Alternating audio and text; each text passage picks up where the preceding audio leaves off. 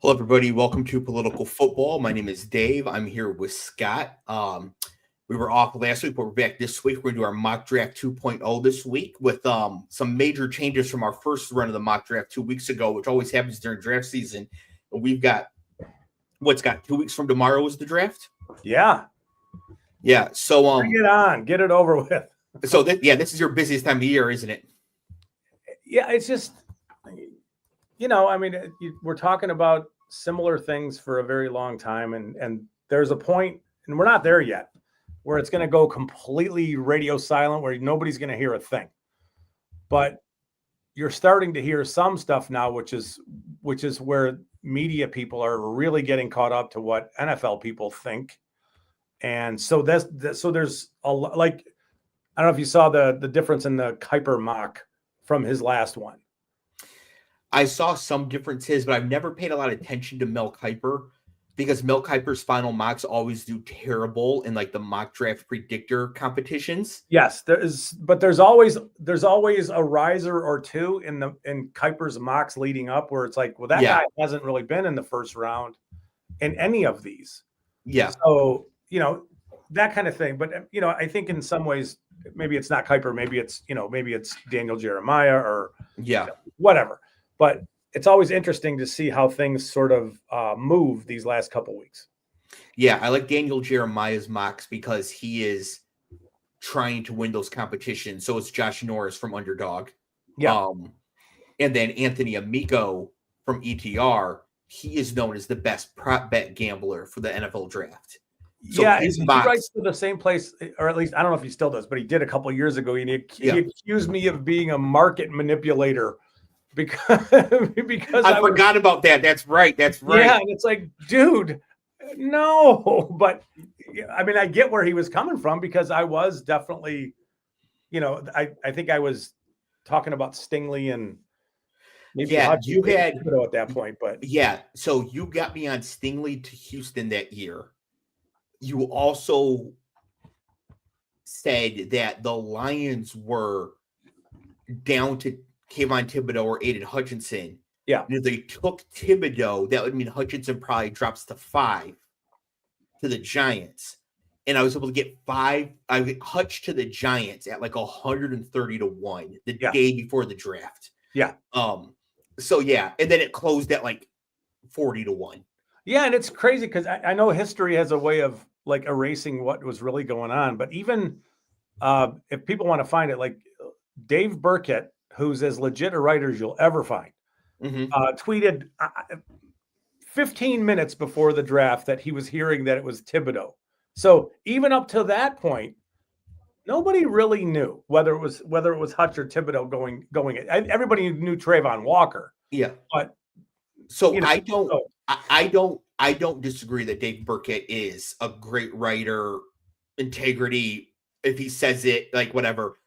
However, if his source is somebody with the team or somebody with a vested interest, they could be using him to manipulate what they want. Oh, 100%. And so that's why sometimes with those things, you have to be a little bit more careful. Yeah. But because we knew Trayvon Walker was going first, there wouldn't be much reason for the Lions to lie in that situation. Yeah. Unless they're trying to get the Giants to come up or something. But we have some more information like that for now. So we're going to go ahead and start this mock draft here for this week. And I've switched the setup. Oh, it didn't take. Hang on. Like that. So people in the comments in the chat, whatever, let me know how you think of this look, if it looks good enough, if I should. Oh, what about this? Hang on. Producing the show during the show. 1 second. See, that's a disaster. But I think that's the best we're going to get, and it's good. Okay, you just want to get on with it. I got you. Well, it's not that I want to get. I just don't know how we're going to fill. Everybody wants to see your beautiful face, and then we got to have all these teams and names and all that. And you can take me off the screen. I'm happy with that. That's good. Listen, I would love to, but we also lose your sound. Well, that's not a bad thing either. Let's be honest. Okay, so we'll leave it like this for right now. I was going to try to squeeze it to clear out some of these margins on the side, but I should have worked it out beforehand. Okay, so starting at number 1, this doesn't change. This seems like pretty much a lock at this point that Cam Ward will go 1 overall and will go to the Tennessee Titans. Seems like it, yes. Yeah, I don't think there's anything. It's the same as it was 2 weeks ago. I think this is going to be the case. Like, I don't see them trading. Yeah, I mean, they canceled their workout with Shedeur. It just seems like, you know, this would be the greatest smokescreen that I can remember, which isn't a great barometer for things. But what would they be taking Shedeur? And what's the point? Yeah, because they need a quarterback. They can't roll with Will Levis again. So. Yeah, they're going to take Cam Ward. I think that's pretty much locked in there. If something else were to change, I'd be very shocked. Yeah. Now, number 2 overall, last time we did this, I had Abdul Carter.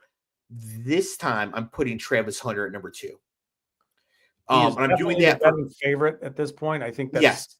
He's moved to the betting favorite. Jimmy Haslam, the epic piece of shit owner of the Browns, had dinner with Deion Sanders. And I assume to talk about both Hunter and Shedeur, but it's not to talk about Shedeur too. Yeah. It's about to trade up for Shedeur later in the draft. Exactly. Hunter would be the talk at 2.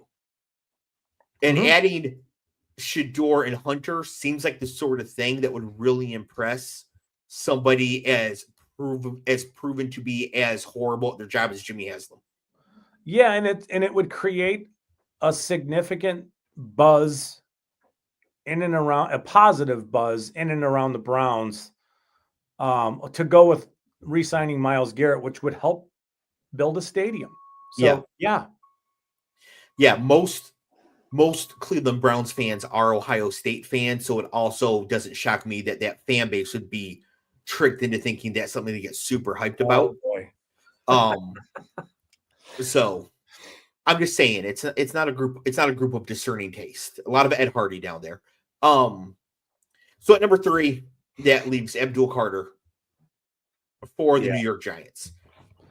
This situation that came up offline in our chat earlier this week. Alex, big Giants fan. I'm not sure if he's in the chat here tonight, but Alex, big Giants fan. He thinks that it makes sense to take Abdul Carter here and to keep all 3 defensive ends, Kayvon Thibodeaux, Brian Burns, and Abdul Carter here. I think if they take Carter at 3, Kayvon Thibodeaux is 100% getting traded on draft night. Yeah, I mean, it's, they run a really they run a different, I don't say different. They run an interesting defense. It's a 3-4, but for the most part, you've got, in their current setup, you've got Brian Burns walked up in a 2-point stance, and Kayvon Thibodeaux walked up in a 2-point stance, and Dexter Lawrence is your nose tackle, and there's an extra defensive lineman on the field. But those guys are all the same sort of prototype, the 6'3", 250 range. Mm-hmm. It'd be different if the edge rusher was a player you could push inside, where you would say, well, it's not completely redundant with Burns and Thibodeaux, but Carter is. They got I have a bunch of thoughts on the Giants, but I mean, they have to make some things happen quickly, or they're going to be out of their jobs. It makes me wonder how willing they are to do something different, to do, not like with the Browns kind of thing, but to create some sense of positive buzz around what's happening. And no offense to anybody involved there, but Joe Schoen reminds me and strikes me as the kind of guy who's willing to look at a past mistake and undo it. And that would be the addition of Ashton Jeanty at 3, regardless of who's there. And I know that sounds crazy, but if you just think about the way they lost Barkley and the running back position in and of itself, I know they just drafted Tyrone Tracy, but I don't think they're going to do this, but it's worthy of a conversation. Like, would the Giants try to create some sense of, hey, we're exciting now. Everybody's coming out to watch Ashton Jeanty play, and he's going to help us kinda with Russell Wilson there. And you know what I mean? They have quarterback covered for a little bit of time. You're making the point that Carter's a touch redundant. I agree there on a small level. I mean, I do think that if you are drafting Carter, you probably should be trading Thibodeaux. before you have to pick up his 5th-year option, let somebody else figure all that stuff out. But is Janty even in the conversation here? I don't think he should be, but I think he is. If the Giants take a running back 3rd overall with Abdul Carter still on the board, everybody should be fired immediately. We said the same things last year about this group. Yes, and they should have been fired after last year. So if they really wanted to do that, they must trade with the Jags at 5. Because the Jags can then get Abdul Carter, which they would love, and they'd be willing to pay a little bit to move up. Are they going to be trading Trayvon Walker or Josh Hines-Allen? I mean, he's redundant there too. But Josh Hines-Allen is older now, right? A little bit, but I mean, I think he's, I think he was in was he in the Hawkinson class? Maybe. I mean, he's not old enough to where you're just going to cast him aside. And I think they just re-signed him like a year ago. Or you trade with the Raiders, who may want their choice of offensive lineman and come up there or something like that. I think Jacksonville is your prime. This is the problem. I think Jacksonville is a prime trade back team. I'm thinking Jacksonville probably would really like one of these tight ends. Okay, I got it. Here's what it is. Bears coming up to 5 is a problem.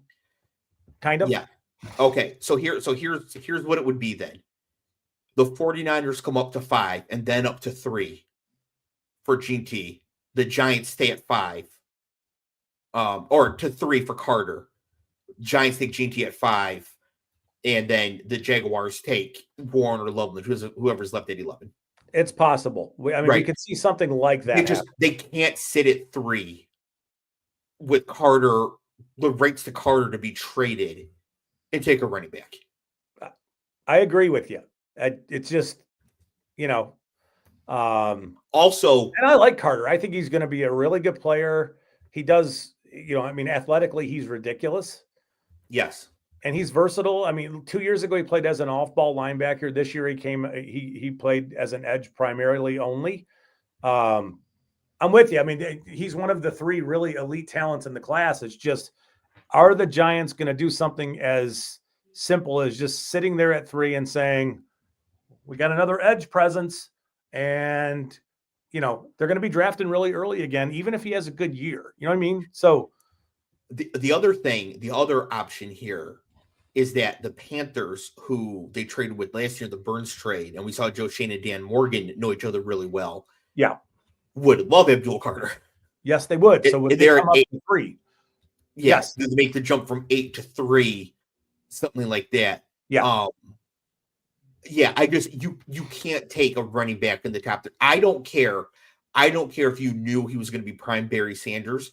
For one thing, dominant running backs still do not help the team that drafted them win. There's only been 2 recently that have won. I don't think the Giants owner or those guys give a shit about any of this stuff. The Giants owner was so pissed about Barkley walking, even though there was significant money there. Like, he was furious about it. I don't think they care about that stuff. Okay. Jake, this is much better from you. Yesterday in our offline chat, Jake was trying to be really funny and it just wasn't really working. This is much better material, Jake. That's really good. I laughed at what he said yesterday. I did. Okay. So now we're getting to the first thing, the first big change here. Yeah. At number 4, we have Jalen Walker, who is a linebacker, going to the Patriots. There has been a lot of talk about this. The first talk I did here actually did come from you. Then I saw some other stuff online about this. I would think the Patriots could trade down from here and still take Jalen Walker, but you seem to think Jalen Walker is one of the 5 best prospects in this class, including Cam Ward going number 1. If a team wants him, they need to be in the top 5. Kind of. I just think that we just talked about the obviously Cam Ward's going 1. Then there are 3 premium talents. One of them's a running back. It's Travis Hunter, Abdul Carter, and Janty. And then after that, it kind of flatlines a touch. So then you're looking at, is he a linebacker? Is Jalen Walker a linebacker? Yeah, he can play off the ball, but he can play on the edge too. Mm-hmm.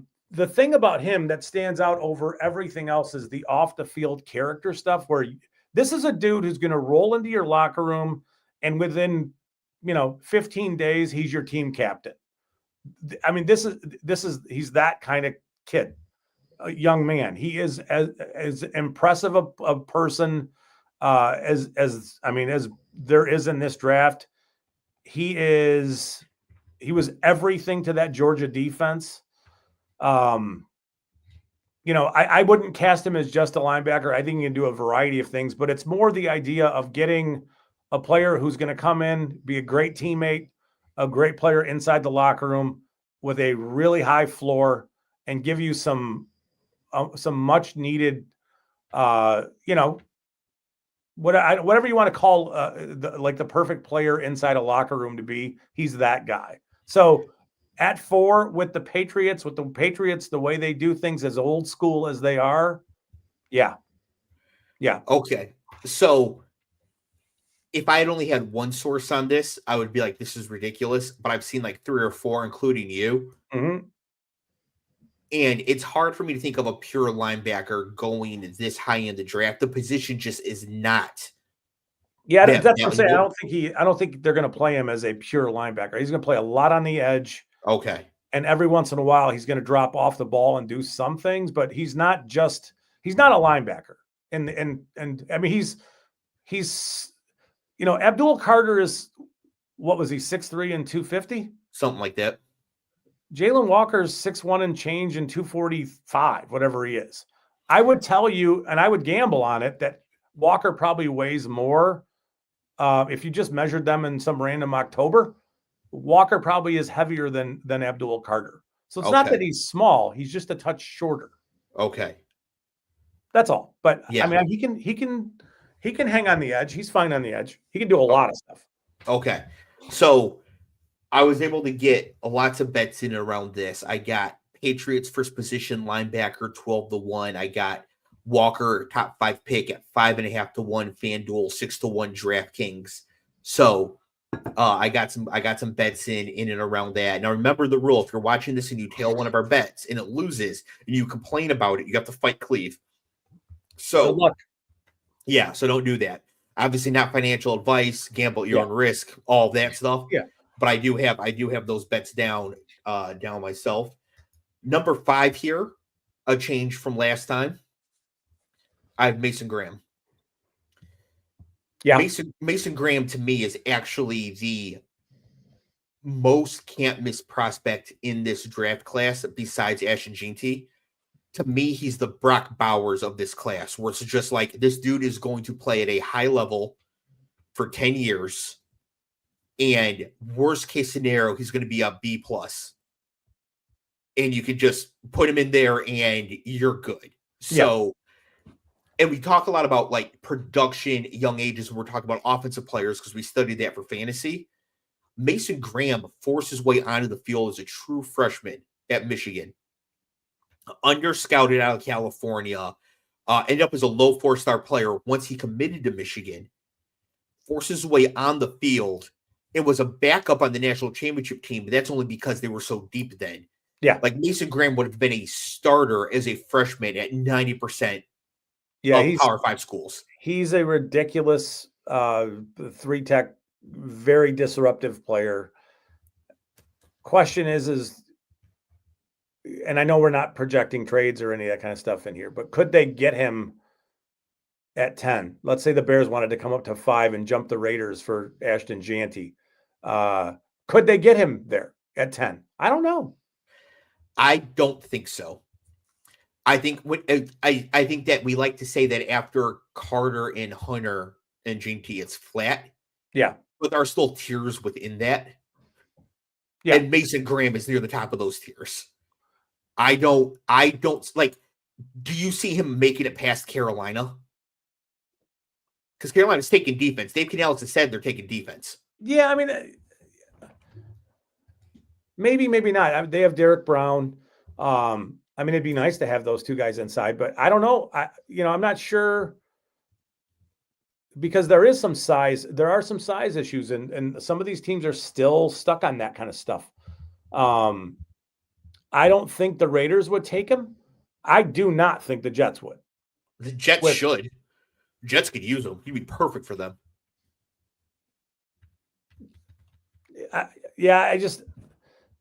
I'm not sure if they would take him at 7 just because of the short arms and the undersized thing. I don't know that I mean, you maybe you're right. Maybe he wouldn't get by Carolina in this scenario, but I mean, he's fine at 5. I think that the Jaguars should be happy to get a player like this at 5. Okay, at number 6 for the Raiders, I have the Raiders taking Will Campbell. I do not think the Raiders will pass on getting whatever offensive lineman they think is best, if they're able to. If their preferred choice of offensive lineman comes off the board, then maybe they look at something else. But Campbell plus Quinshon Judkins, Campbell plus Travion Henderson is better than Gene T plus Josh Simmons. I don't know. I don't know if Janty's ridiculous. I mean, how much I would like the offense in Vegas with Janty as your running back, Bowers as your tight end, Myers as your whatever wide receiver, with the other stuff they've got going on there. I think that makes it at least different levels of difficulty to handle that offense. But I mean, Armand Memba would be okay. I suppose he's more of a right tackle. Campbell has his profile is really weird. It is, but he's provably very, very good. He's good. He doesn't have flaws though, and he has. I mean, you're looking at the outlier of outliers from like a wingspan perspective with him. Not only is it short arms, but it's really short wingspan too. Like really short. It's I don't know if we can get if you want me to find it, but his wingspan is just amazingly low. It really is. But all that stuff is tied to whether or not you can move your feet, and he can, and he's fine. It's just, I would value a running back like Janty over some questionable kind of, I don't know whether this guy can play tackle for us. He might have to play guard. And are you really taking that guy at 6? I think the Raiders just absolutely need good offensive linemen. And again, running back is the most replaceable position on the offense, and it's not even close. Like, the gap between the best ones and the worst ones is the lowest of any position. And the most elite ones usually don't lead to wins. The last team with a great running back to win the Super Bowl, Saquon Barkley this year, and before that, it's like Terrell Davis, right?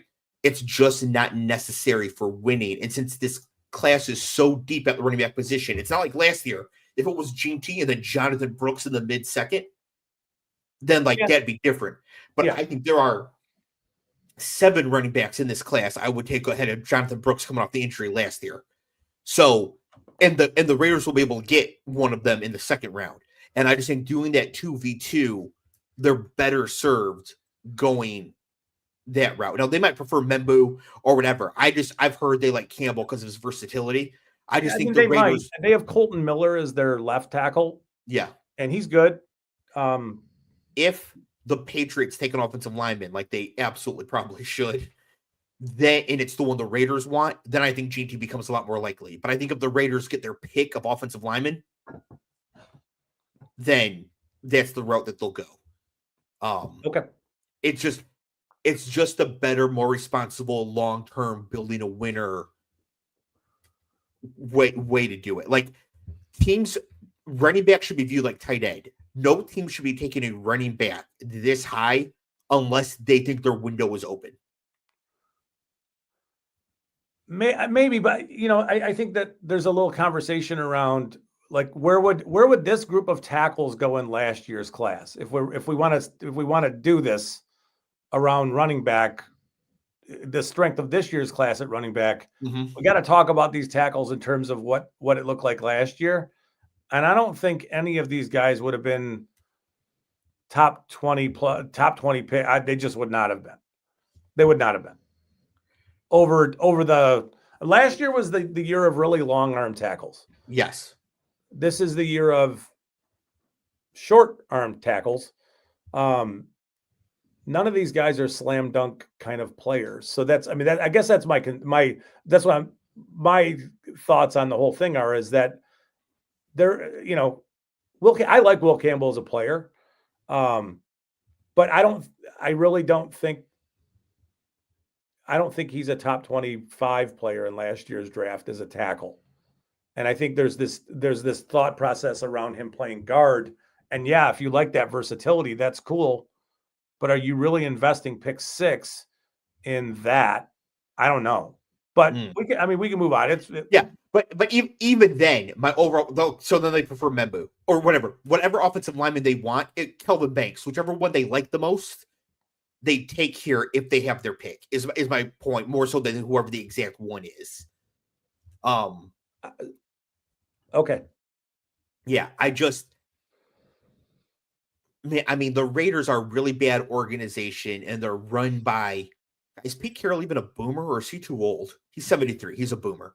And boomers love running backs, and the Raiders are known to make horrible decisions. So, it's not out of the realm possibility they would make a mistake that massive. I just want to give them some credit that they wouldn't actually do that. I do want to bring up a comment that Jake made here, mainly because it makes me look good. He said, speaking of Brock Bowers, in December 2021, Trey McBride won the Mackey Award for Best Tight End. Dave in our chat wrote, "This is a crime. Bowers is the best team in the country. If not, it's Mayer." Correct. Brock Bowers led the SEC in YAC all 3 years he was at Georgia. Not for tight ends, period. Brock Bowers was the best tight end his freshman year, his sophomore year, his junior year. He would have been the best tight end in the game if he had come as a high school senior. Brock Bowers is an absolute unicorn. And he should have won the Mackey all 3 years. Although Trey McBride did turn out to be pretty good in the NFL. And Paul says that McBride Mackey was a crime. Yep. Now, number 7 here, for the Jets, I think they just sprint to the podium in the situation and take Membu. If the Raiders took Membu, I think the Jets are in an interesting position because I don't think Campbell's a good fit for them. But with Membu on the board, I think the Jets are happy to grab him since their tackles are. They only have one, don't they? The Jets? Yeah, because didn't Moses leave in free agency and the other guy was 900 years old? Yeah, I think Moses ended up with the Patriots, if I'm not mistaken. Let me look at the Jets. Yeah, so they really need a tackle. They obviously need a quarterback for the future. They took Olu Fashanu last year. That's right. And they have Carter Warren playing right tackle for him. So, they can use a right tackle. Carter Warren's an NPC. He doesn't count. Olu Fashanu didn't look horrible last year. Looked okay for a rookie. And of course, he went to Penn State, so I don't think he'll ever get any better in the league. But obviously, there's a chance that he will. So Fashanu's fine. But they definitely need another lineman. And I think if Membu just falls to them, I think it's a snap call for them. Now, today, 2 hours before the show, you messaged me and you said, what did you say? I was talking about Jalen Milroe. And what'd you tell me to do? I don't want to tell you what I told you to do because I don't want to say that, but I think that there is some. I think the NFL likes Milroe a lot more than media people do. My guess is after Cam Ward that the NFL might find Milroe's game a little more attractive than media people do. And if you wanted to put Milroe in a system where you didn't have to do very much to change things around and make things comfortable for him, having Justin Fields run that system as a quarterback in year 1 would be a very smart move because there's really nothing you'd have to do to change your offense at all between those two guys. And, in the end, if the NFL likes Milroe more than media people do, which I think they do, I'm telling you they do, it's not a terrible place for him to end up. It's not. So you told me, I'll say it, that I should bet Milroe at 7 to the Jets at 75-1. Yeah, I told you that if because you're a gambler and I'm not. Yes. And I don't want to be manipulating markets and all. I'm not doing any of that business. You are not going to let that go. And maybe you shouldn't. No, but basically what you're saying, you're not saying that you expect the 75-1 to come home. You're saying it shouldn't be 75-1. Mm-hmm. Right? It should be 30-1, in which case it's a bet whatever Dart is to go to the Jets. Okay. I have a crazy story. Do you know Jackson Dart and Zach Wilson went to the same high school? I did know that. Yeah. It's crazy. I don't expect that to happen, but I think that you could tell the story and have it make a ton of sense. I think everything about this makes sense except for Milroe going at 7. I think the Jets drafting Milroe for the future, building an offense around Fields, moving Milroe into it without having to change the offense makes sense. 7 is just too rich for that. I know, but last year you had a quarterback go at 8 that nobody could possibly have seen coming. The NFL does stuff like this. That is true, but that was still a terrible decision. Now, in hindsight, it's going to work out because it's not a terrible decision to have multiple quarterbacks. You need one of them to work out. It's not terrible with multiple quarterbacks. It is terrible to overinvest into any position. It is very hard to overinvest in the quarterback position. It requires a real level of dumbass to be able to do that. But the Falcons pulled it off last year. I'm normally with you. I'm with you. Every year I want the Lions to take a quarterback in the 5th round. I don't care. Yeah. I'm with you that teams should try to have more than one good quarterback on the roster at all times. That's not the issue. The issue here is that the Jets signing to Justin Fields is very good for them because if it works out really well, great. If it works out terribly, great. And the Jets would love to pick top 3 next year with the quarterbacks coming in next year. Yeah. What you don't want to do is have Fields be bad. You get a top 3 pick. You're locked into Milroe. And you're facing Arch Manning, Lenore Sellers, Nico Iamaleava draft class, and you can't take one of those guys because you locked into Milroe at 7th overall. But the problem is all those guys you just mentioned can stay in college for 2 more years, and they probably should. Yeah, but they're not going to because they're all going to be top 5 NFL picks. So, right, like if they were in this draft class, like 2 of them go before Cam Ward. So, you know, a lot of those guys are coming. Next year's draft class at quarterback is going to be better than this year. Mm-hmm. The Falcons can at least argue last year we took Penix because next year's quarterbacks are ass. And the Vikings can make their argument for taking J.J. McCarthy when they have Sam Darnold. Yeah. Right? Because this year the quarterbacks wouldn't be as good. The Jets should not do that at 7. If Milroe was available in the 2nd round, great. If they want to trade up into the late 1st round and they can pull this off, because they want that 5th-year option because he's not playing year 1. Okay, I get it. But at 7, with every one of these players on the board, it's just too rich to do that. But it's not if that's where the NFL has if that's where teams have him. Then they need to trade out of that pick, right? It's the same issue. Nowhere near as bad, but it's the same issue as last year, where you don't want to burn the value of your free agent moves in the draft.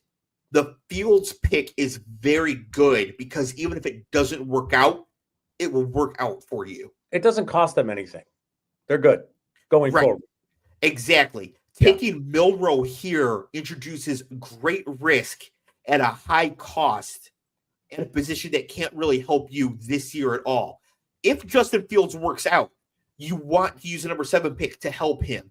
If he doesn't work out, you want to use a number 7 pick this year to help your quarterback you get next year. If there was a concept that Justin Fields was going to work out, he wouldn't be on his 3rd team in 1.5 off seasons. He would have got paid. We know the quarterback market. He would have got significantly more money and much more term to go play quarterback somewhere. The Jets essentially got him for almost, I don't want to say pennies on the dollar, but they didn't pay him much money at all. They gave him a 1-year contract in which they added 4 void years. I think it's 4 void years. Uh-huh. So they're anticipating cutting him after year 1 and spreading out the cost Yes, of that second year. Which is fine. Which is fine. Yeah. The Jets should be perfectly fine going 2-15 this year and getting the first overall pick next year because the quarterback market next year will be so strong. But Justin Fields was 4-2 for the Steelers last year as a starter. Yeah. Right? Justin Fields has flashed talent in the past and could be entering his Baker Mayfield era here. Like, he isn't a lost cause yet. If he works out, great. If he doesn't, great. Nobody on the Jets is getting fired. They all just got hired, right? The worst thing they could do is double down on the quarterback risk this year. Like, the move for Fields eliminated that. They could have just gotten Milroe at 7 and used, I mean, they'd have to use the Fields money for anything else because he didn't cost them anything. So Yeah. while I think Milroe to the Jets is reasonable, 7 is just burning way too much to try to do that. The cost is important here. This is what people like Howie Roseman and Brad Holmes understand. The cost is just way too much here. They're not going to do it, or they shouldn't do it. Hopefully Aaron Glenn learned not to do it. They just as opposed to what though? Like what's the cost of drafting anybody at pick 7? And who are you taking at pick 7? Okay. I'm going to go in the way back machine to demonstrate this. If you take a redundant player that you don't need, or a player in a low position ahead of players at more important positions, which can't happen at quarterback. Quarterback's most important position. The best example of this is Daniel Jones. Taking Daniel Jones at 6 is way worse than taking him at 28 by many multiples. Yeah, but he would not have been available. I mean, that's okay. But they also took Evan Ingram at 17. Uh-huh. You trade down from 6 a bit and get Jones, or come up from 17 a little bit if you think you need to. Standing pat at 6 and taking Daniel Jones at 6 set the Giants on fire so bad they're still burning. Right? The cost is huge. The 7th draft position is way more valuable than the 28th. So a mistake there is way more costly. Mistakes at quarterback. I mean, we're only talking about this because Sam Darnold and Zach Wilson didn't work out. Which quarterbacks are disaster. available at 28, though? I mean, let's not just pick a number and say hypothetically. Like, which ones? The Jets don't need to worry about drafting a quarterback this year. They should be looking at drafting a quarterback next year. The Titans need to take a quarterback this year, and they're going to. Mm-hmm. Right? The Giants probably need to take a quarterback this year, but they're not going to because they picked 3rd. And they understand they can't take one of these other guys over Carter or Hunter. Right? Milroe is the same idea, but at 7 instead of 3. So that's what I'm saying. Though, because Hunter and Carter are not available to the Jets, or they would sprint to the podium to take one of those guys. Given the value of quarterbacks, we'll figure this out next year. Given the value of quarterback, if the Jets were picking 2nd or 3rd, they should still take Milroe if they're willing to take him at 7th. Yeah. Yeah. They would never do that because in that case, it's obvious you take Hunter or Carter. I'm saying it's just as obvious you don't take him at 7.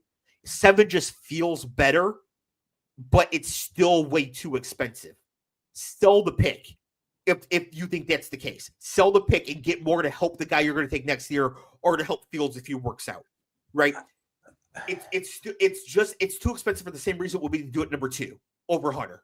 I understand what you're saying, but I think the unknown about, like, you can't. We always want to do this of just wait till next year, but there's so much unknown.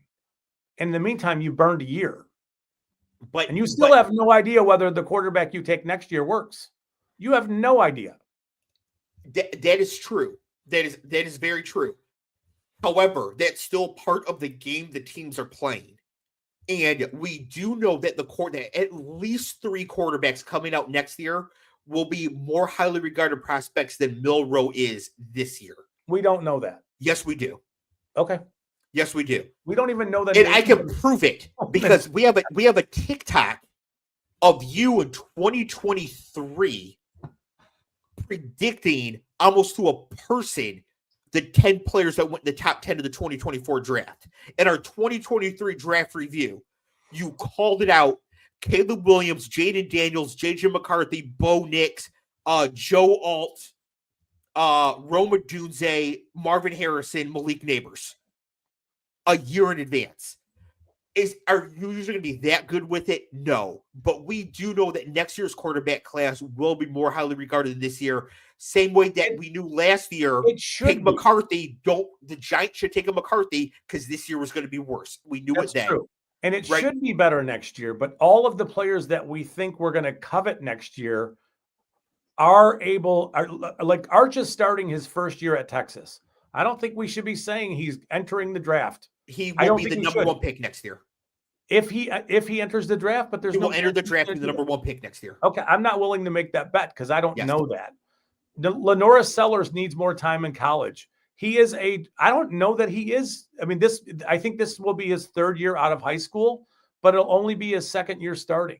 Same thing with Nico Iamaleava. Same thing. All those guys should stay in college. But do you know who else needs more time in college? It's Jalen Milroe. Sure.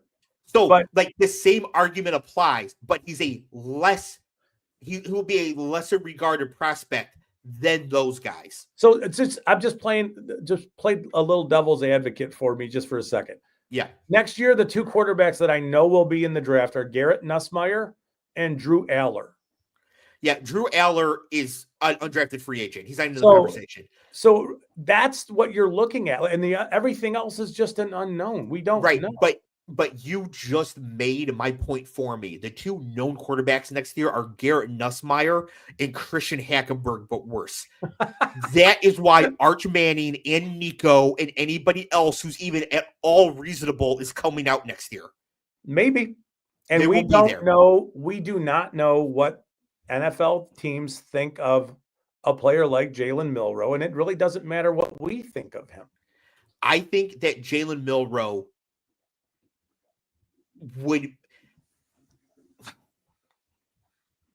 teams that don't need a quarterback this year to be competitive this year or to suck this year should not be looking at spending top 10 capital at quarterback.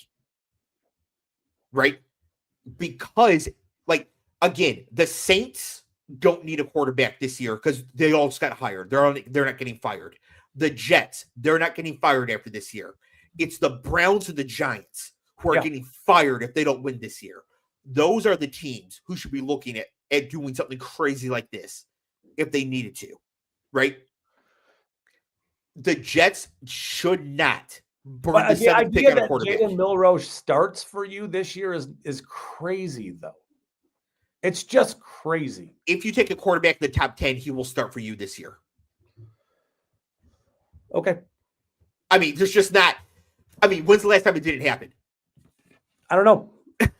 I don't know. I don't think. I mean, I think Cleveland is set up to where,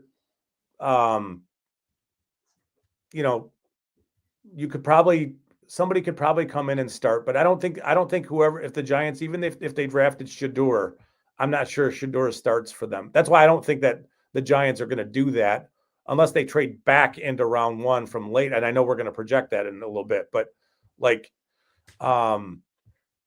quarterback taking top 10 starts during their rookie season. Maybe not right away, but they will start during their rookie season. Okay. Even the Patriots try to come out and do their stupid Patriot thing with Drake May, and eventually we're like, you know what? We're just gonna have to do this. Yeah, at the bye, it's a good time for a rookie quarterback to take over. That's cool.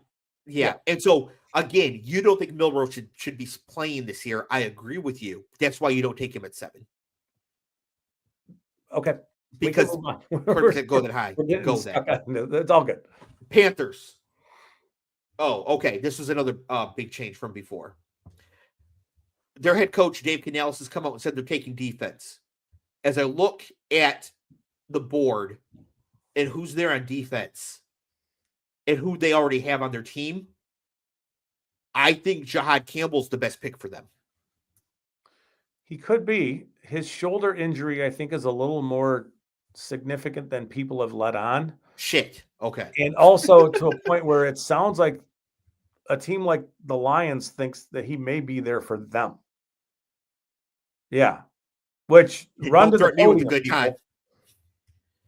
Right? Yeah. Like I don't, so Jihad Campbell, I think he is one of those guys at the linebacker position who's more valuable than your normal linebacker because he can do all of it at a very high level.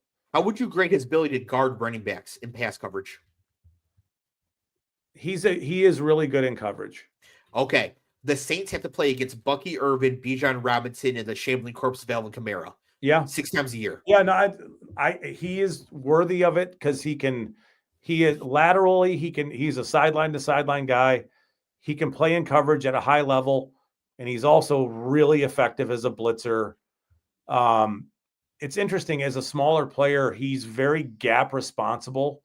He'll jump out of his gap to avoid blockers, but he's always in the right position. He always finds himself in the right spot to get back into his gap. So he's gap sound. He's a little smaller, but I mean, he is a 3-level force. Kind of like I would refer to him as the way Brad Holmes referred to Jahmyr Gibbs as an offensive weapon. He's a defensive weapon. It's just how bad is that shoulder? Okay. Well, hopefully it's bad enough to give him down to the Lions because, hey, if you're a defensive player, you belong in Detroit. Yeah. At number 9 here for the Saints, same as last time, I saw him taking GT.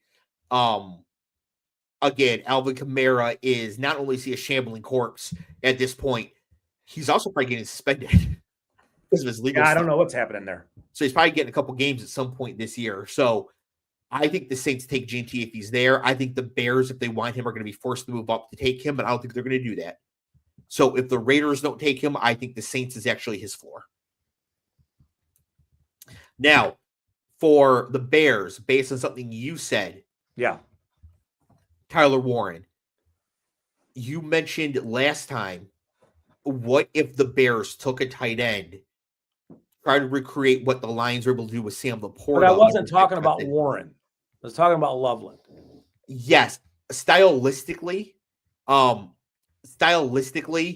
Loveland is closer to Laporta. But I think just as an all-around tight end, Warren is probably a better prospect. And since the Bears' offensive line is also still really questionable, having a tight end that can actually block is probably a good idea.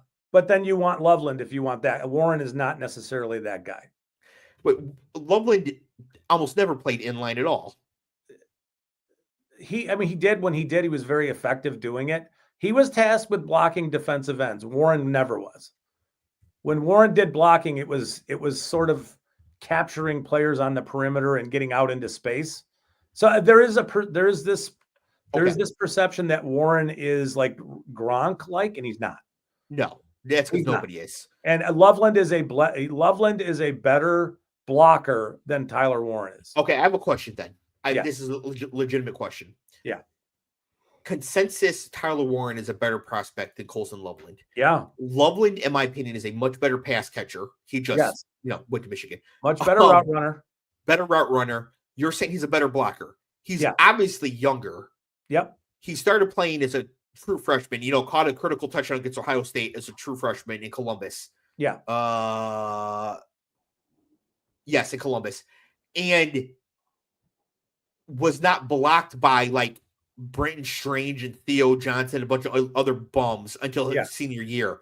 Yeah. Why in the world, based on all of this, would Loveland not be considered the better prospect by consensus? I think it's because it's Penn State tight end who went off as a senior and looked to be like, rumbling in the open fields a lot of what Penn State did with him was design plays for him. It wasn't necessarily because he's a great route runner, an efficient route runner, or any of these things. It was a lot of screens, him running in space, being hard to drag down wearing number 44, it's cool. Lots of that. When you want to look at like precision and route running, the ability to threaten even a corner as a tight end, all that stuff goes in Loveland's favor. It just does. But there's, for some reason, maybe it's the long hair, maybe it's some of that stuff where people just get the warm fuzzies watching Warren play because they think he is your modern day sort of Rob Gronkowski. I mean, But don't if you get me watch wrong. him, he's not a great blocker. He's just not. Okay, so as a Michigan fan, I've watched every snap Colson Loveland has played in college at least 3 times. I think he's the best tight end in the class. But that's a minority opinion. But given all this, I don't understand why. So for the purposes of this, we're going to have Warren to the Bears. That's fine. And let them go a little bit later, but flip them then, right? Yeah, no, I think it's literally like the betting numbers are weird because you'll see Loveland is a huge favorite to go as tight end 1, but I think it's more even than that. I think it's more 50-50-ish than that. And it's more like team, what flavor of ice cream do you want? Yeah. They're both really good prospects though. So, I mean, I understand the Warren side of things. I do. He's big, he's fast. He's, he can do a lot of things for you. I appreciate Loveland's game a little more than Warren's, but that's all there is to it. Alex has joined the chat. Hello, Alex. He said he's caught up to pick number 3. He's a big time Giants fan here. He said Abdul Carter is a Michael Parsons role. All 3 could drop back. The Giants will also get a large DT run stuffer to fill out the middle 100%. He thinks that won't trade Tibbs to take Carter. Here's the thing. Abdul Carter is not Michael Parsons. We know this because they both went to Penn State. They both were number 11. They both played for the same coach. They were not used the same way because Abdul Carter is not Michael Parsons. Abdul Carter is an edge rusher. So is Brian Burns. Kayvon Thibodeau is definitely an edge rusher. Like, please let Kayvon Thibodeau try to cover Jahmyr Gibbs. Yeah. Right. Or Brian Burns or Abdul Carter. Like, that's not what they do. That's not what he's going to ask them to do. They are redundant. Those 3 players are redundant with one another. Thibodeau gets moved if they take Carter. If they don't take Carter, then they keep Thibodeau, right? Like, I'm not anti-Kayvon Thibodeau, but like, they're not moving Burns after just extending him. No. They're not moving Carter after just drafting him. And Thibodeau has trade value right now. So real question, quick there. What do you think Thibodeau goes for? We'll get to that. Okay. That will come up here. Sorry, I jumped the gun on that one. Presumably we'll get there. Okay. Let's see here.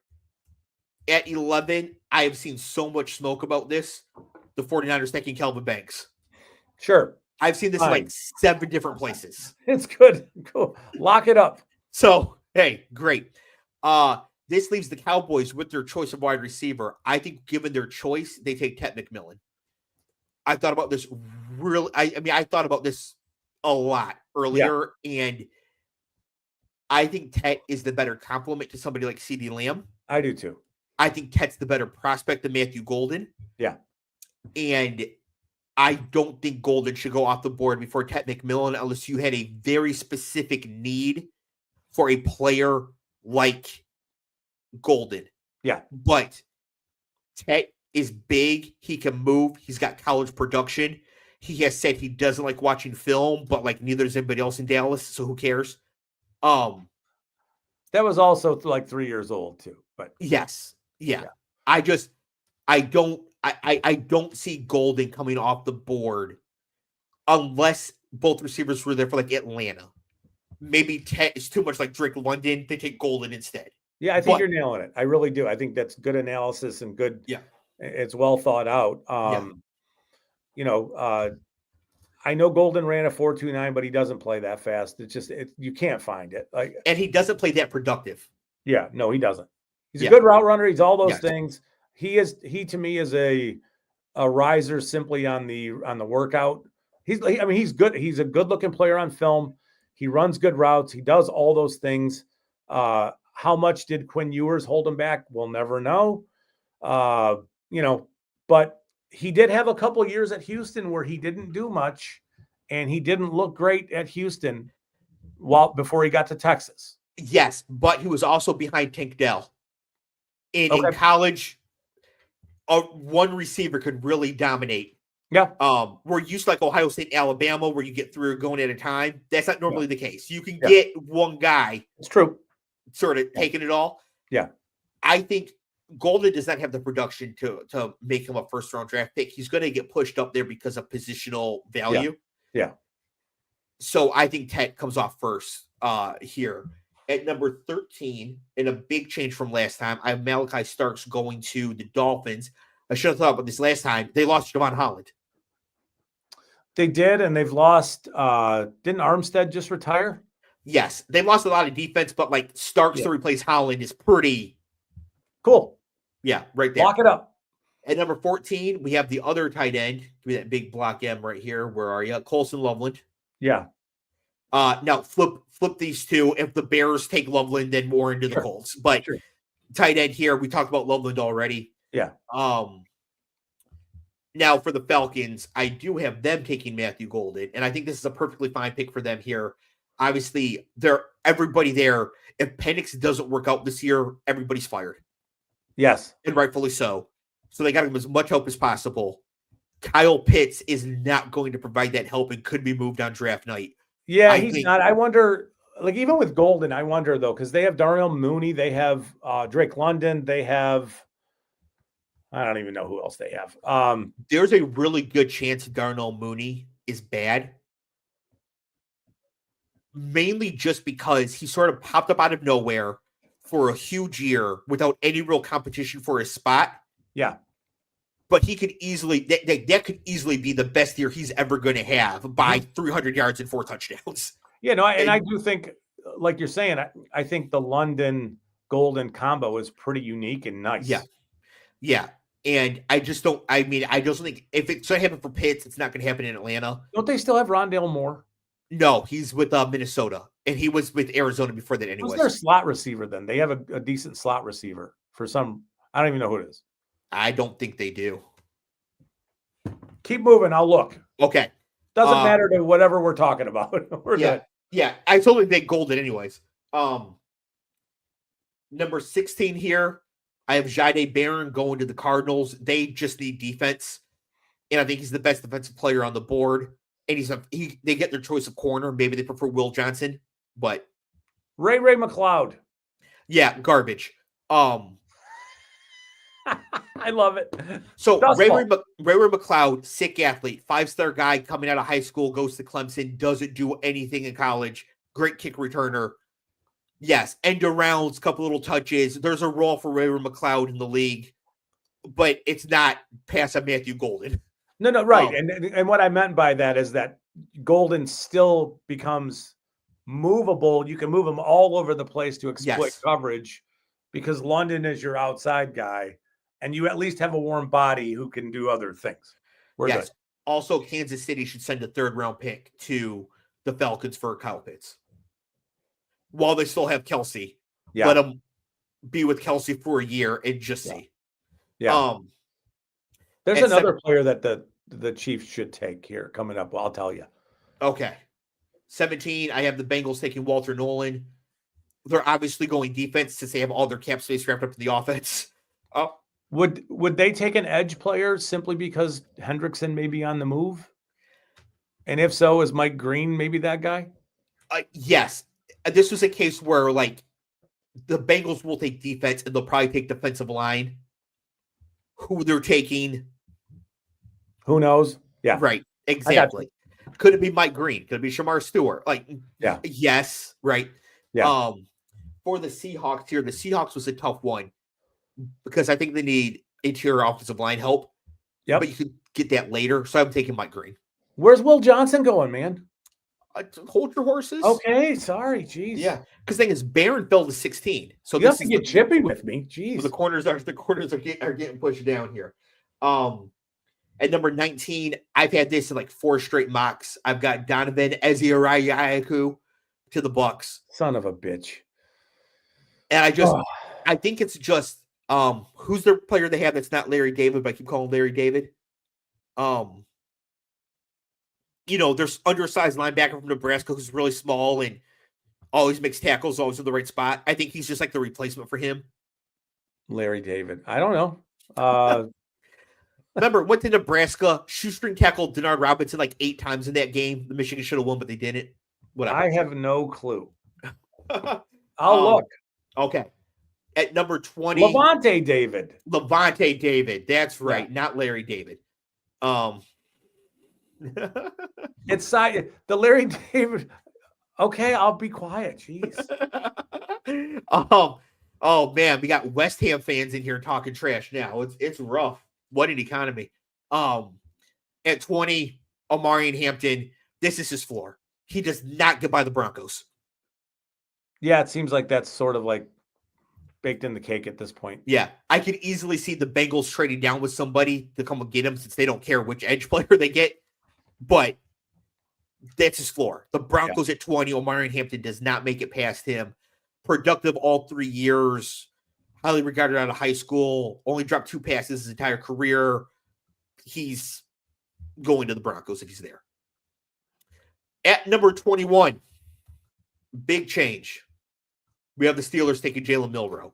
Now, this is where you take Jalen Milroe. Okay. Who's the Steelers quarterback right now? Duck Hodges? Mason Rudolph, I do believe. So they probably sign Aaron Rodgers to a 1-year deal. Yeah. Bring in Milroe and just try to get him ready for next year. Jalen Milroe is a much better prospect than Desmond Ridder. Arthur Smith did not get much out of Desmond Ridder, but I think he got as much as anybody could hope to get. Yeah. Yeah. I think Milroe here is fine. I think that the Steelers should have kept Justin Fields. They screwed that up. And I think with the way that Smith likes to coach and Tomlin likes to coach, Milroe can work out for them. Run the ball 80 times a game, play extra bombs to DK Metcalf. Yeah, I mean, you like the idea that he's better throwing the ball deep than he is anywhere else on the field right now. But I think you can grow into some of that stuff. And then it's the pocket, it's the movement ability stuff. Yeah. Where you really got to buy into that, right? Like that's, I mean, I think taking vertical shots to DK Metcalf and then moving the change with your feet, that's pretty good. Yep. Now, number 22 here, we have the Chargers. I would like to see the Lions. If this board plays out, I would love to see the Lions come up and take this player. But I have the Chargers taking Kenneth Grant. Okay, so I'm going to take you to task just for a second. If the Lions come up for anybody with this board available, it's Shamar Stewart. It's not Kenneth Grant. Okay, you love Shamar Stewart. Yeah, but I don't want to draft a backup. I don't want to have to trade up to draft a backup. Okay. Are you saying that the Lions would take Shamar Stewart in that case? Yeah. Okay, not you prefer Shamar Stewart. You're saying the Lions would take Shamar Stewart in that case. The Lions have had Shamar Stewart in for a 30 visit. He fits everything that they've been trying to find opposite whatever pass rusher you want, whatever the power, like the crush the can kind of edge player, opposite Hutchinson. Okay, so scratch that, reverse it. I want the Lions to go for Shamar Stewart. And the reason I want that about Grant, though, is that Grant would be behind DJ Reader and probably doesn't play much in year one because Reader's here. And in the long term, Grant would be a really nice move to have. It's just not in the next year. However, Reader is 30 now. Yes. Yeah. Having a player being able to reduce his snaps for what you expect to be a long playoff run. Yeah. Very good. With you. Everybody on the Lions defense, I just expect to all have their heads explode at some point. But they've kind of addressed this situation with Roy Lopez in free agency. So they've reduced, they're going to reduce. A boxer? Huh? Isn't that a boxer? No, he's a huge nose tackle. But that's kind of like, so they've done this. So I don't know that Grant fits. Okay. But it would be a very smart forward thinking move. If they have a huge grade on Grant, they will take him. Okay. Regardless of whether he plays or not or any of these things. Yeah. We've seen Okay. him. Yeah. But if they were to trade up, it'd be take Shamar Stewart, which I Yeah. would like because in this mock I have Stewart going to the Packers. Yeah. Let's not let that happen. So the Lions trading up to rob the Packers of Shamar Stewart does sound like it'd be something you would be on board with. Yes. But in this case, and we have some Charger fans in the chat, so I don't want to just zoom past them taking Grant, but it's also pretty obvious. They need the position. Yeah. He went to Michigan, was recruited by Harbaugh. It's a value fit, it's a place fit in the draft. Yes. Good player. Yeah. Huge dude. Yes. We all know you love Shamar Stewart. Shamar Stewart's definitely the guy you're hanging your hat on in this draft class. You are. Yeah, I don't think there's any way the Lions end up at this point being able to trade up for him because I think he's going to be long gone. But whatever, I hope I'm wrong. Okay. At 24, I have the Vikings once again taking Derek Harmon, defensive interior, Oregon. It just seems like a perfect fit. It's a position they really need. Looks like he can come in and play right away. He was even good on bad Michigan State teams. Then goes to Oregon, was a really important player on Oregon. Now, of course, that means he was a giant choke artist in the Rose Bowl against Ohio State, like the rest of them. But hey, everybody has a bad game. I mean, he's an interesting. He's interesting just because he had to remake his body to when he went up to Oregon, and he has a strange body. He's really thin lower half, carries a lot of mass in his upper body, but from a disruption standpoint, he's really, really intriguing. He really is. Looking at what the Vikings have, they have Javon Hargrave inside. They have Harrison Phillips inside as their nose. Those are older players. So they're both in their 30s. Yeah, this would make some sense. And then they brought on Jonathan Allen to play end, who's more of a inside-outside guy. So I think that Harmon is a perfect fit there. Yeah. I think this pick is going to happen. Yeah. This is one of those ones that it's so perfect. I think this one happens. If he's there, they're there. It's just how it goes. At 25 for the Texans, big change from last time. I have Emeka Egbuka going. Put it in 10. Yeah, if he's there, that's their pick. Obviously, went to Ohio State, played with CJ Stroud. Yeah. Emeka Egbuka, of course, never beat Michigan. But I think he's a great wide receiver, can come in and play right away, which they definitely need because the Texans' window is somewhat open because that division is not good and they're the best team in it. Yeah. So they should get one home game to start the playoffs and then see what they can do after that. So while Egbuka doesn't help them run down the Chiefs or the Bills or the Ravens or the Bengals, it does get them like into the final 8.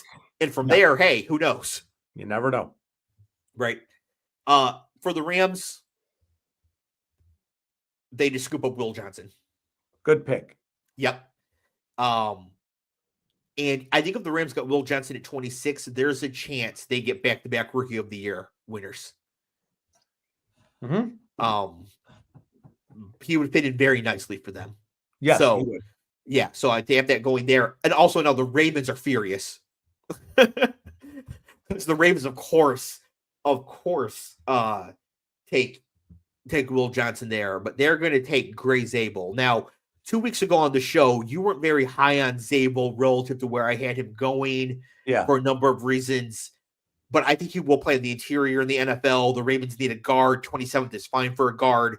He's definitely not playing as a tackle in the NFL. He's got 32-inch arms at 6'6" or whatever he is. You said you thought his best position would be center, which would be redundant for the Ravens. Yeah. I've seen everybody else has said guard. Now, I put your opinion ahead of everybody else's, but you are vastly outnumbered here. That's fine. They're gonna try him as a guard first, which is what I would do too. Yeah. And if he fails, they'll kick him inside and he'll be able to play center. But they have Tyler Linderbaum, so it wouldn't be the Ravens then. The Ravens are taking. And I'll tell you, the Senior Bowl experience with him was he went to the Senior Bowl as a tackle, and NFL teams quickly decided he was going to snap balls and play center for them. Yeah, very quickly. Yeah. So I think that's an indication that the idea for the NFL is that he is a center and probably a player who might hold up a little bit to be playing guard. But when you're a guy with short arms who doesn't like to punch with your hands and leave your chest open, that's a problem. And it's magnified the closer you get to the ball, because think about how big and explosive the really heavy defensive tackles are and what they're Yeah. going to do to you if they can get to your chest before you can fend them off. Yeah. His issue, he's going to get run over and run through because he's tall and his pad level's high and he doesn't punch with his hands. So there's a lot to figure out. Both of those could be coached, right? Like that's not. Can, but some of it is you can't coach yourself from being 6'6" or whatever he is. That's true. That's why 6'6" people normally tackle. Yeah. Right. You can't coach out the idea that you have super short arms. Yeah. Some of it's aggression. Some of it's like, he has a desire to kind of grab from the outside onto shoulder pads and then try to control things that way. It's not going to work as a guard, but whatever. I mean, this is about where everybody's saying he's going. So he's going to play guard to start in the NFL, and we'll see what happens. Okay. So given this board, who would you want the Lions to take here? I don't love Mykel Williams' game, but at pick 28, I would be more than fine taking Mykel Williams. Well, good. That's what they're doing in this Boom. In this one here. Yeah. They hold it 28 to take Mykel Williams. We talked about him last week. Yeah, you said you're not a huge fan of what he can do, especially compared to somebody like Jalen Walker, and certainly compared to Shamar Stewart. Yeah. He's nowhere near the athlete those guys are. Yeah. But a position the Lions need for sure. Yeah, and he's physical. He's 20 years old. He's physical. Everybody wants to portray this guy as this monster, and he has 14 and a half total sacks in 3 years at Georgia. So it's not like he's doing, lots of sack production stuff, but he will set the edge. He will defend the run. He'll do everything they want him to do to earn his time to be able to rush the passer. He just athletically is limited and might have issues finishing plays because of the limitations, but you're going to get everything that he has. And I think he'd be a fine, defensive end opposite Hutchinson. It'd be okay. It's pick 28, right? Like, so that's okay. I'm calling an audible on my own mock here. I had Washington taking Maxwell Hairston, cornerback out of Kentucky here. Yeah. Also from Detroit. But I think I want to try something more interesting. I don't take Luther Burden. Now, the first thought is redundant to Debo. 2 arguments. 1, Debo, possible dust. Yeah. 2, Debo, definite dust within 18 months. Yeah. Jaden Daniels, screen merchant, which is fine because he's good at them. Yeah. So adding another player like Debo to take these screens is fantastic. Also takes touches away from Debo and also further helps Terry McLaurin down the field.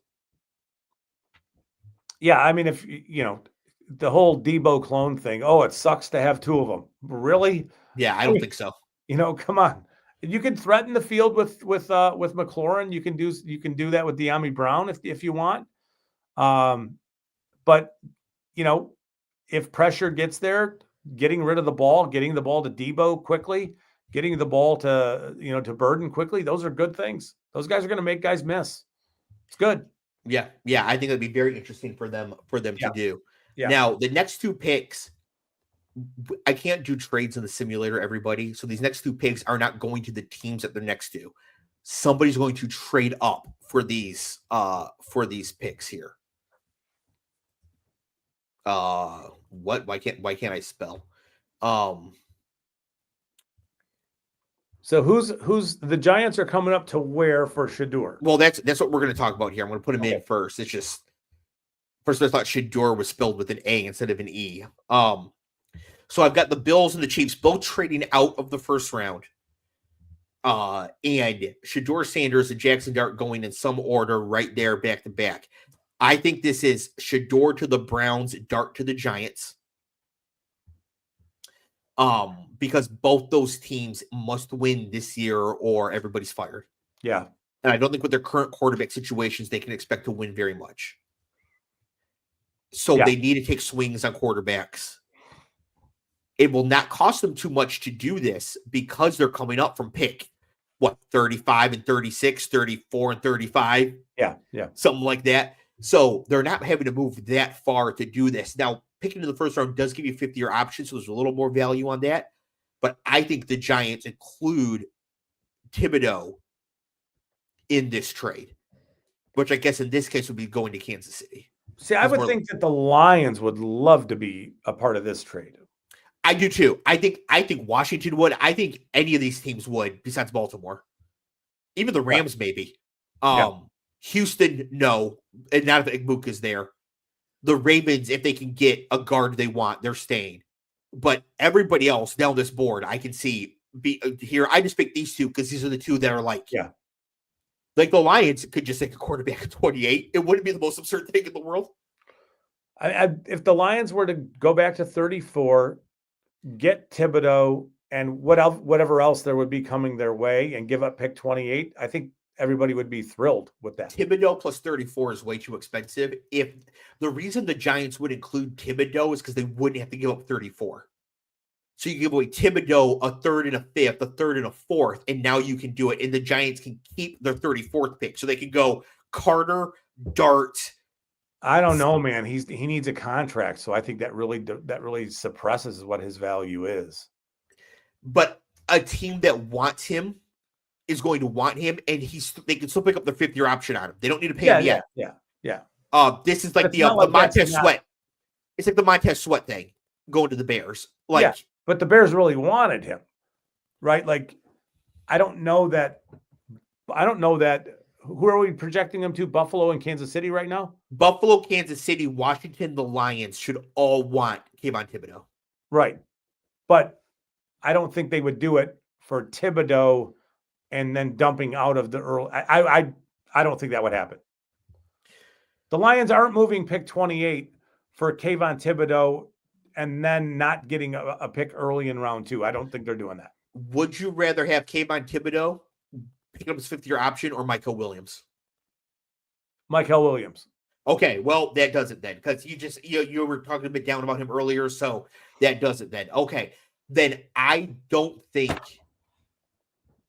that this is where this trade gets made.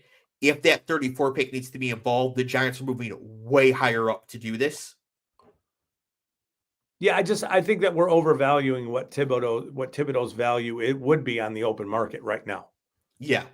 I do not think he's worthy of pick 34 at all. I think that he is.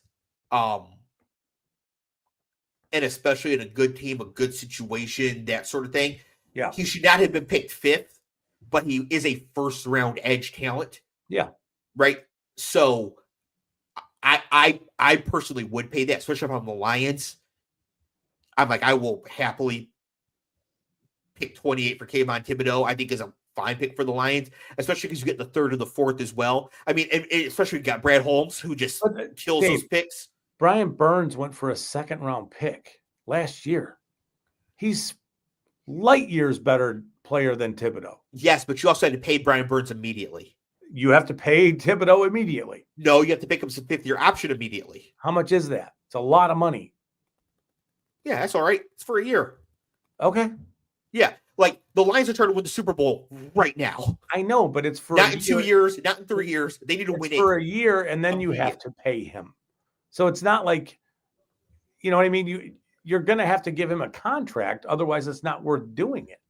It is far more reasonable to trade the 20th overall pick for 1 year for Kayvon Thibodeau than to spend the 12th overall pick on Jahmyr Gibbs. For value. Obviously, Jahmyr Gibbs is awesome. But like from like decisions to make. Yeah. Right? For trade-offs and what they cost and all of that. Right? So I would be okay if the Lions did decide to do that, but I trust you when you say teams won't perceive Thibodeau as being worth that much and I'm overvaluing him. No, if Thibodeau was available today, they might get a 5th-round pick for him. Seriously. Well, call me a sucker because I would trade a 3rd-round pick immediately. Even if it's a 3rd, you'd be getting pick 34 and Thibodeau and a 5th round pick is about what you'd get in that deal. That's about the deal the Lions would make. I would be doing backflips if the Lions swung that deal. Yeah, me too. I think that'd be amazing. Yeah. I think that's a bad deal for the Giants, but that never stopped them before, I guess. He does have them over a barrel because he ain't going to play there if they draft Carter. They need to trade him on draft night. And I don't think that, I mean, we've seen this over and over and over. But don't you think that the Lions, Commanders, Bills, Chiefs would all, well, they wouldn't trade with the Commanders probably in the division. Maybe, probably not. Yeah. The Rams, Lions, Bills, and Chiefs should all want some version of that trade. Maybe. Thus, it should make it to help the Giants a little bit there. Like all 4 of those teams should be dying to make a move like that. Yeah. Yeah. It's just, again, we've seen these guys who are entering year 4 or 5 of their rookie deals who have not been all that productive. And I got it. Thibodeau in 34 for 28 in the Lions 2nd round pick. Swap seconds. Okay. Sure. Yeah. Now I think it's a lot more even. So the Lions would be giving up 60 and 28 for 34 in Thibodeau. Yeah, the Lions would not do that. It's not close to enough. See, yeah, we're just way far apart on our Thibodeau evaluation here. And again, I think you're much more likely to be correct. Especially when it comes like specific player. So okay. And well, if we get 34 in Thibodeau for the 28th overall pick, my pants are going to fly off during the live stream. Yeah, I think it would be something along the lines of Thibodeau, pick 34, whatever it is, and like a 4th is in that range. Where and the Lions send a 5th back as well, like something like that. Yeah. Okay, yeah, something like that. Great deal for the Lions, and I'm all over that. So yeah, it's worth the conversation because that's the kind of trade that can get made for a team to want to jump back into round 1 for a player like Shedeur if you're the Giants. I think the Giants would come up for Dart and that. Yes, Shedeur to the Browns. And Shedeur to the Browns. Yeah. And the Browns, same idea. Now the Browns would have a player to trade, so they would have to trade like their 2nd this year or their 2nd next year or something to make that work. But I think the Browns and Giants should both come back up into the 1st round to take these 2 remaining quarterbacks. And if Milroe is still there, Milroe can be one of the quarterbacks you do this for at this point. Sure. Yeah. I also think the Jets should just trade down with the Packers to 23 and take Milroe or whoever, or maybe not behind Pittsburgh. The Jets should trade down with the Bengals. The Bengals come up and get like a really, really impact defensive player, and the Jets can still take, something like that. Yeah. Now the Eagles, I had taken Luther Burden, but because I don't have him going to the Commanders, I have to make a change on the fly. I want to see what you think of this. Not Tate Rutledge. Mason Taylor. Yeah.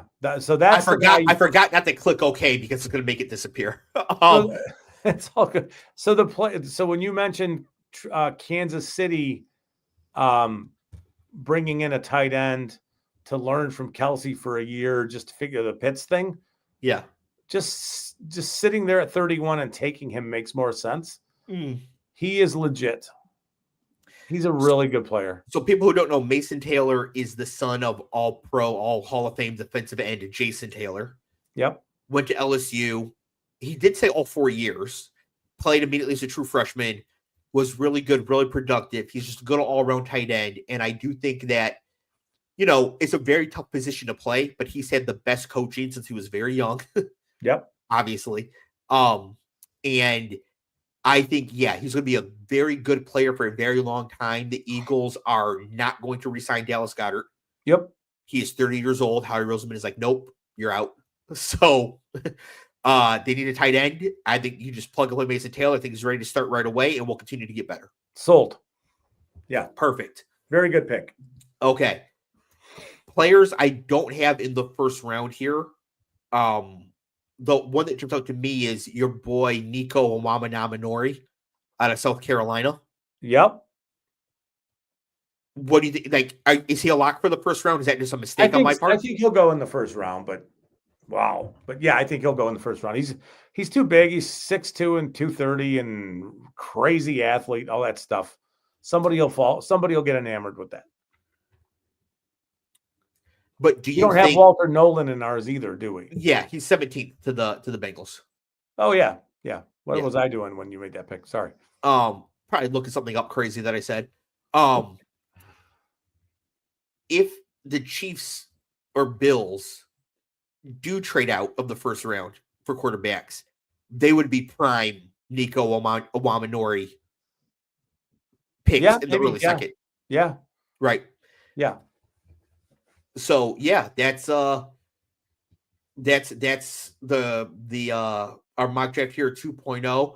Now next week, I think we're just going to discuss like actual news that we're hearing with a week to go before the draft. Yeah. And then because at that point in time, everything is going to get shut down at that point in time. Yeah. So that'll be our last opportunity to talk about the things we're hearing. Yep. And then 2 weeks from now is the draft that we will be live streaming it right here on Political Football. Scott, as usual, probably will not be joining us as he is going to be busy doing Scott things for the draft. Cleve will be back for that, though. And last year we jointly broadcasted it with Matty Ice and Coach. I'll see if they want to do that again. I thought it was good. Always one of the best shows of the year.